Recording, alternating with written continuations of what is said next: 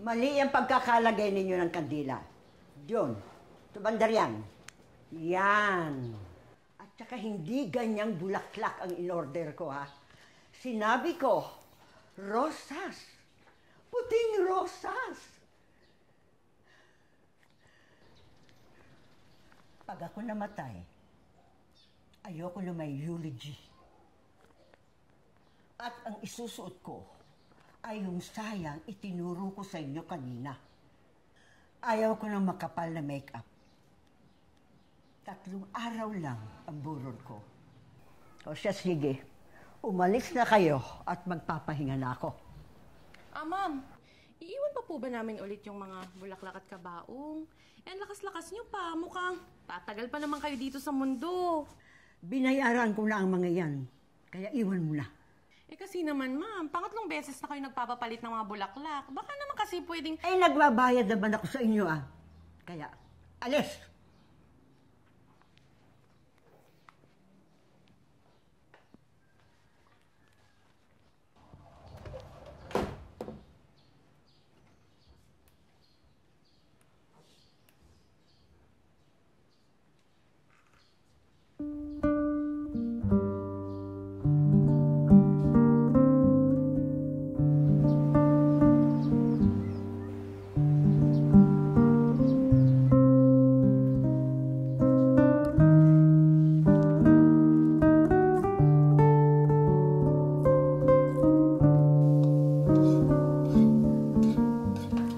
Ano yan?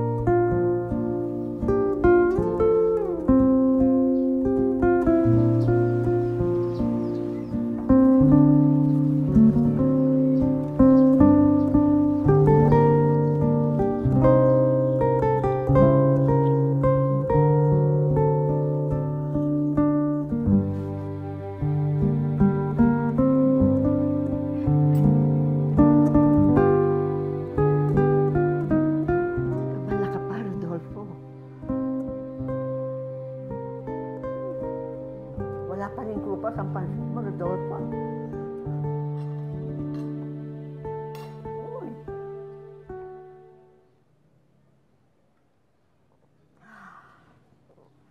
Hindi ko naman intensyon sumama sa iyo noon eh. Lumakas lang ang ulan.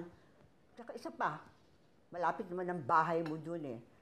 Kaya ayun, napilitan tuloy akong sumama sa iyo. Pasalamat ka at bumagyo nun.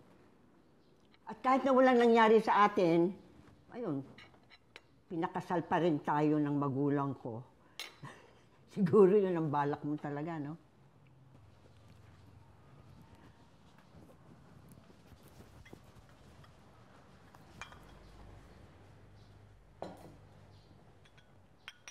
Nagsiselos ka ng noon kay Nando eh.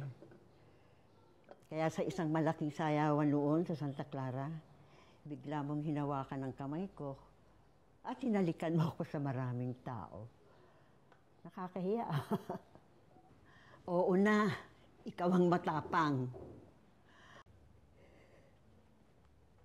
Binabantayan kita sa ospital. Kahit nanghihina ka na, halos walang hininga. Pinilit mo pa rin kantahin yung paborito nating awit.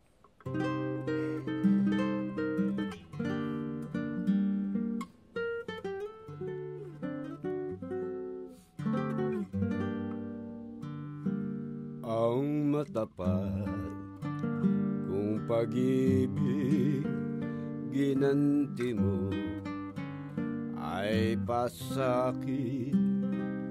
Ikaw na aking inibig, nagdulot sa puso ng hinagpis. Kung ito ang kapalaran, magtitiis ako aking mahal. Oo nga. Pati si Henry nag-migrate sa Canada. Sabi ko nga sa bunso mo dito na lamang niya ituloy yung pagkadoktor niya. Pero ayun, nag-aral ng nursing at sumunod sa kanila. Ayoko nga sumama doon. Sinubukan kong magbakasyon ng 1 buwan kila Lorna. Pero hindi nakayanan ng lamig ang aking katawan. At kahit na magsama-sama ang 12 nating mga anak sa Canada, hindi ko iiwan ang bahay na ito. At ikaw.